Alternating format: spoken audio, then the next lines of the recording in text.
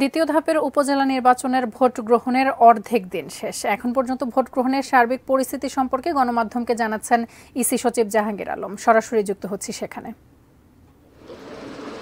আর এছাড়া দুটো বিচ্ছিন্ন ঘটনা ঘটেছে। একজন ভোটার ভোট কেন্দ্রের লাইনে দাঁড়ানো থাকা অবস্থায় সম্ভবত স্ট্রোক করেন, হাসপাতাল নেওয়ার পর ডাক্তার তাকে মৃত্যু ঘোষণা করেছেন। এবং রাজশাহীতেও আমাদের একজন আনসার বিডিপি কর্মী মূলত তিনি সকালে স্ট্রোক করে ওই ক্যাম্পে ভোট কেন্দ্রে মারা গিয়েছে, যেটার সাথে নির্বাচনের সহিংসতার কোনো সম্পর্ক নেই।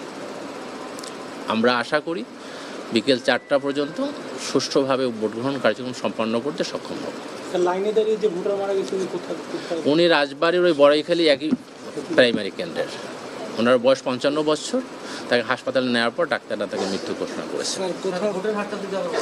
ভোটের হার আমাদের 13,155টি ভোট কেন্দ্রের মধ্যে আমরা 10,000 ভোট কেন্দ্রের যে তথ্য পেয়েছি, সেই তথ্য অনুযায়ী প্রদত্ত ভোটের হার দুপুর 12টা পর্যন্ত 16.94 ভাগ। স্যার, প্রথম ধাপের যে নির্বাচনে দেখলাম 36% এবং আজকে 4টা 12 পর্যন্ত যে হিসাব দিলেন, ভোট কাস্টিং তো মূলত হচ্ছে স্যার 30। আমার মনে হয় যে আমাদের প্রথম ধাপের চেয়ে দ্বিতীয় ধাপের ভোটের প্রদত্ত হার বাড়বে, কারণ আমরা 12টা পর্যন্ত নিয়েছি, যেটা আপনারা সবাই জানেন যে সাধারণত আমাদের গ্রামের ভোট কেন্দ্রে ভোটারদের উপস্থিতি 2টার পর থেকে বাড়ে।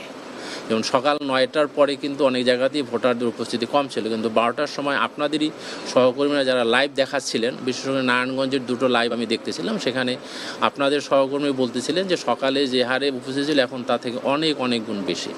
তা আমরা প্রত্যাশা করি অবশ্যই আমাদের ভোট প্রদানের হার বৃদ্ধি পাবে। ইভিএমে কোথাও কোনো সমস্যার আমরা সংবাদ পাইনি, ওখানে চলছে, ভালো চলছে, কোথাও সমস্যা হয়নি, শান্তিপূর্ণভাবে ভোট হচ্ছে ইনশাআল্লাহ।